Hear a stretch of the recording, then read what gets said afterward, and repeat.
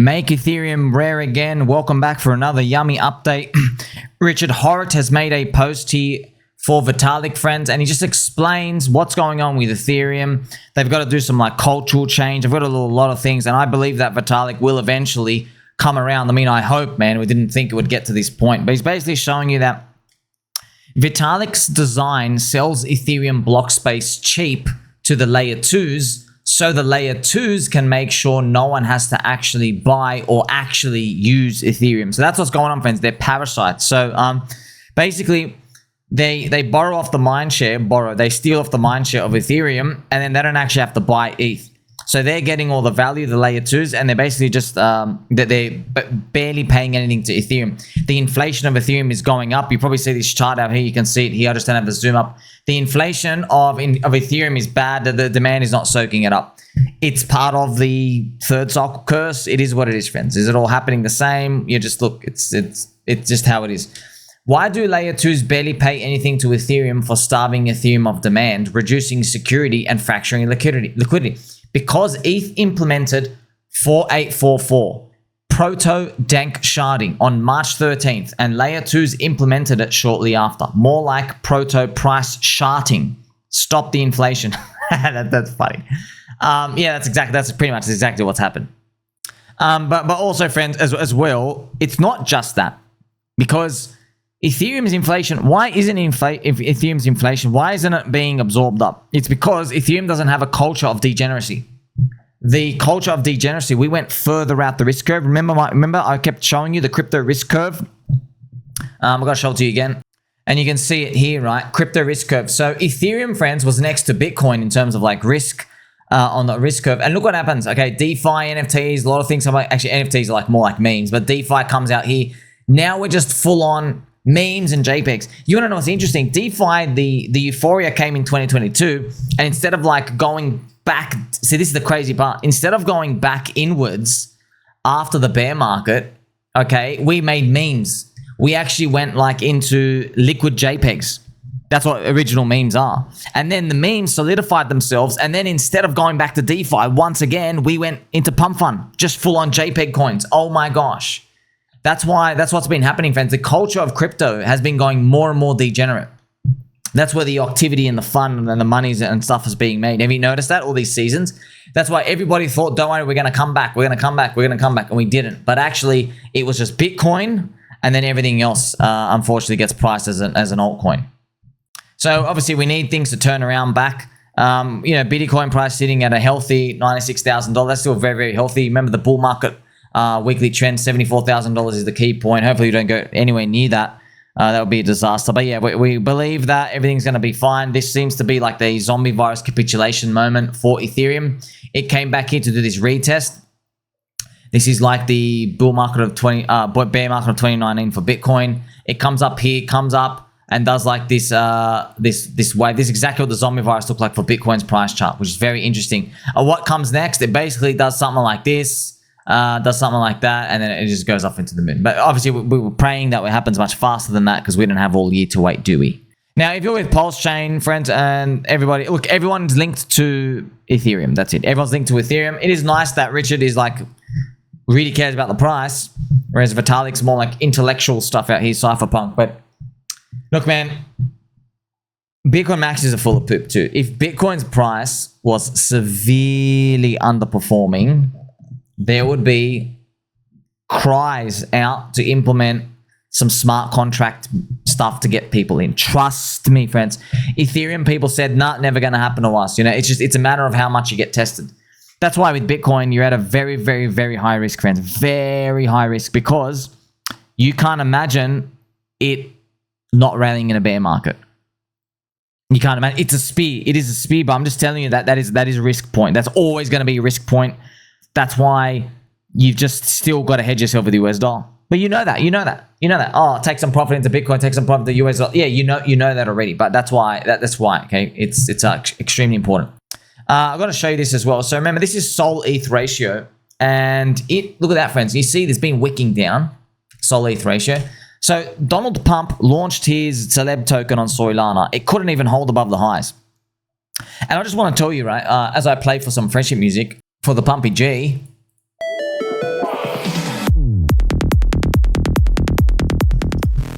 Vitalik just got to make one decision.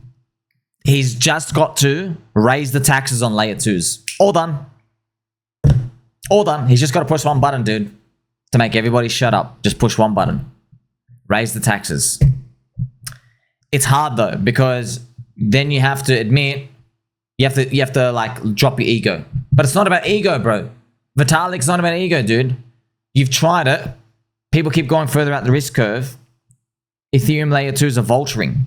You just got to press one button. He's just got to tax the layer 2 chains more. Right now, the tax is very, very little. Yeah, they've come in and they're not offering anything. There's chains. Friends, the dream of Ethereum is that all these chains come in with their own use cases and they want to bond to Ethereum, but it didn't happen like that. People who have their own community to stand on, like PulseChain, just made their own chain. And people who are vulturing, they come in after Ethereum. Coinbase is benevolent, pretty much. They're like, hey, we like Ethereum, we want to support it. Yeah, Coinbase is, but a lot of these other chains I'm going to show you, they were originally layer 1 chains, but then they changed to layer 2. So they don't have their own legs to stand on. They're just here to vulture off everything. When he taxes them, they would be required to burn more Ethereum and make it more scarce, make it more rare. When he does this simple decision, I hope, okay, what I'm going to do, I'm going to light a candle just so he does. I'm going to do it right here, friends. We got to manifest this. He's got to do this. He's got to turn this ship around. We are doing it, friends. We are going to make it. Definitely. Look, you can talk all you want, bro. You can talk all you want. I don't care who you are. When you are dropping more after your ETF compared to how much you dropped in a bear market, people are going to talk, dude. You're going to be told, hey, look what the market thinks of your woke shit, by the way. It can't even hold you up after an Ethereum Spot ETF. You got the holy grail, dude. PulseChains, what would you do if I said to you, you're going to get a PulseChain ETF? You just have to do a few favors for me. You'd be like, hey, my mouth's free all day. I'm getting on my knees. Who do I have to suck off to get into it? That's exactly what you'd say, man. That is how importantly critical it is to have an Ethereum Spot ETF for Ethereum, or in a spot ETF for anything. It is like, whoa, you are now linking to the real world. Like the liquidity rail just like exploded. You see how important that is? You dropped more after that. Why? That makes no sense. It does make sense. Okay, it's just, third cycle curse, but we're going to get through it. PulseChain is very, very cheap, Rand. Still too cheap. It's still very, very, very cheap. Okay, if you notice, friends, this girl has brunette hair. Okay, so look, it's still 0.7 billion market cap. I haven't added many new people, but it's not PulseChain's fault. It's we're all linked to Ethereum City, and yes, we need a lot more progress in that department. I did tell everyone though, 7 months ago, man. Look at all my videos. The most hated and hardest crypto cycle ever. I kept saying it over and over. My gosh, dude, I know it's true, isn't it? It's dispersed. It's really hated. XRP goes up, even though they skipped the bull market before. They deserve to go up. You know what I mean? But everyone else wrecked. Still, that's the others BTC. Look, a man of faith. I think it's just going to work out, man. I think it's just going to work out, and I think it's just going to fractal 2017. I'm just guessing, yeah. March, April, May, June is alt season. It peaks in June. Alt season wave 1, reset, and then September, October, November, December is a run up here, and then like you peak. We could peak like in January, Feb next year. That's the tops though of that, whatever the main year is, and then pretty much. I won't even say it's over after that point. It's technically it's over, but you might have just a descending of it over time. Altcoins go down, new altcoins come. So that's what happened in 2017. We got the same president. Yeah, just a lot of things. Also, friends, I know a lot of you guys in disbelief.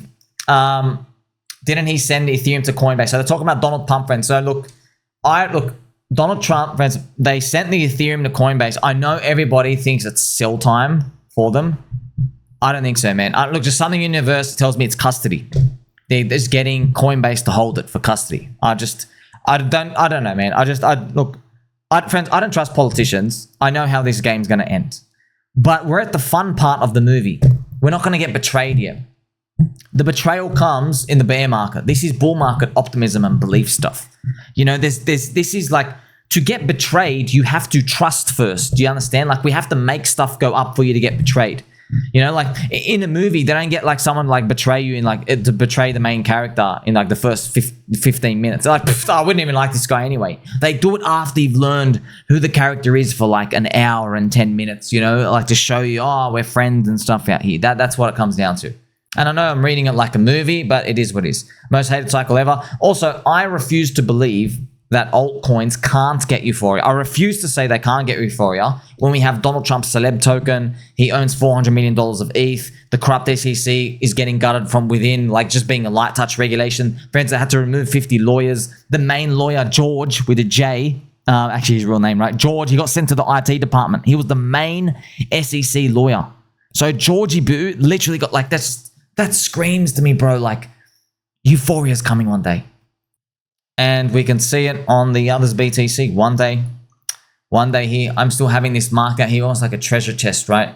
So June, somewhere in this period, expecting alt season wave one. And look, if Vince in the back, it's just taken 140 days to go from peak altcoins never going to have a bull market to actual alt season wave one. 140 days. If you do 140 days from today, it puts us to end of June. Yeah. So it's actually between 130 and 140 days. I know it's wild, man. I know it's wild. We have to actually do a green candle next week. But look how low it started from before. Bang. It went to freaking 43%. You know, because we're starting lower, maybe we don't go all the way to 43%. Maybe we stop here. It is what it is. And then maybe our higher one is even higher. You know, in 2021, this thing went up, but this was like Luna and some weird minting of new coins. It wasn't a real new high for most altcoins.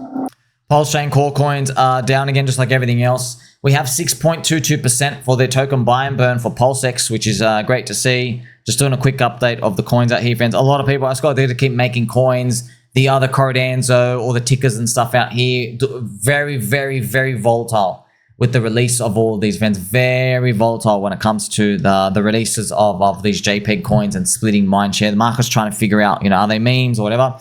It's kind of sad as well. PulseChain just gave back its gains. It went down again. Everything just retraced as well. But as you get to see, friends, so Richard moving the origin address and stuff out here, it's good, but it's not the silver bullet. You need Ethereum up. Sadly, PulseX finally flipped red on the weekly super trend once here. And yeah, man, it is what it is, friends. I know, just, you know, bad stuff happens when the red weekly super trend comes. Bad stuff. It takes a while, takes months. Man, we need a good result somewhere. Even incentive token, sadly, flipped red on the weekly super trend as well. It's like hanging on by a tooth. But yeah, you can see this is with Ethereum, that poopy time, that's going to be the vibe everywhere. Yeah, when you're looking at an ETH BTC that just did this, nothing good comes out of it. Okay, nothing good comes out of it. We need like 0.028. That is shocking. You had the freaking spot ETF up here, man. Like you were at 5. You were at 5 on the spot ETF. You're down here now. Bro, it's bull market time. Like, it's got to reverse this and then do a premium. And then we'll see everything moving up at the same time. And look, friends, the only way to make us to believe, how many times I told you that? You got to moggle the non-believers with this Bitcoin price chart. Look at this Dick Allen. Bitcoin down to $2.70. So glad I didn't buy in on that mess. People still message him today, by the way, the guy. And he's like, yeah, I didn't buy in. I still regret it. And I don't think he got in. This guy's never got in. $2.70 Bitcoin. He just never got in. Now, granted, there was no industry here, but this thing just started rallying up again. Okay, so this is like a god reversal, but it was the first cycle of crypto. So Bitcoin was at $2.70 and then just does the big nuclear run after that. The only thing to do, friends, you look at this stuff and you're like, oh, I guess I just got to keep holding. Also, be careful if you're doing JPEG coins. This is your reality now. Every time you put money into something, scammers are going like, oh, I could just keep minting. So let's find new ways to supply coins so I could just dump on everyone. That's what they keep thinking. Look at this. This guy on Pump Tires has made 270 coins since release. 0 coins graduated. He rugged all of them. So just to let you know, friends, people make evil scam intentions. They come in and they will literally rug after $20 because that's what these people do. They go, oh, if I can rug 10 coins a day making $20, you know, and that's like, oh, if 10 people put in $2 each, that does, everyone starts doing that. That's what you have in Soylana. That's why the Soylana value extraction's been aggressive. the pump fund founder, they made $500 million. They've just taken it out of the whole ecosystem, and now everybody in Soylana is doing this circle train trash while they're calling all of us garbage. You guys don't have they don't have any cults, friends. They literally don't have any cult. They don't have no meme cult religion. Look, I know being a cult and everything, it doesn't mean your price doesn't go down. But what it means is when the price does go down, as everything does, yeah, you still have people supporting it and believing. You have a chance for the next spin of the next cycle. Also, this made me just laugh, friends. I just saw this. Stylo released a coin. Somi's post about Stylo gold. Wait, is that yours, sir? Is that? I didn't even know that. Really? I didn't know that, sir. Is he joking? I hope it's not. I don't rug on butthurt. Just checking out the comments here. I invested $1 in one of them to try it out, and I got rugged. Shihab. By the way, Shihab, you're a genius, bro. You're a genius. You know your $1? Do you know what people throw in usually to this stuff first time? 1,000, 5,000, 10,000. That's what they throw in first time. Yeah, you threw in $1. My gosh, bro, you learn $1 million worth of experience lessons for your $1, Shihab. I invested $1 and then I got rugged anyway. Believe me or not, it pissed me off. Even though I was like, yes, I know. I know. That's the thing, man. It's a dopamine hit. It doesn't matter, friends. I put in $1. If a thing went down, you're like, you lost. It's a loss. But you got to know this, right? Even when people are gambling and losing, every time when they win with the green ticker, you're getting a dopamine hit. Like, oh, I'm making money. But your account's still going down over the past 6 months, and people keep trying to like spin their wheels and make more money. Very wise comment here from Hire. This is Crypto 101. Find exploit in a system and then farm it like crazy. Happens in NFT minting, airdrops, and market maker bots. I managed to graduate as a lone wolf, but it was a true battle up against many cyber entities that exist to exploit these dApps. So yeah, it's actually very, very true, Vince. So, look, what are we meant to do? Like, people are going to do it. People are going to do it, sirs. So, like, and I don't have enough energy to just say, you're all scammers. You're all, there's no, it is, okay, it is what it is. This is the game. You can choose to play. No one's telling you to play, friends. Like, you have no excuses now. Yeah. I choose to play a certain game. You choose to, everybody chooses to play a certain game. It's risks, yeah. And that's people coming in to exploit stuff out here. If you keep throwing money into that, well, yes, you are their exit liquidity. You're their food. So, you know, it's going to play out however it does. If the market wants to keep throwing their money into that, it won't. It won't, by the way. That's like just to tell you, friends, look at this, man. As soon as Sol ETH starts going down, that's it. Like, that's it. Wipe your hands.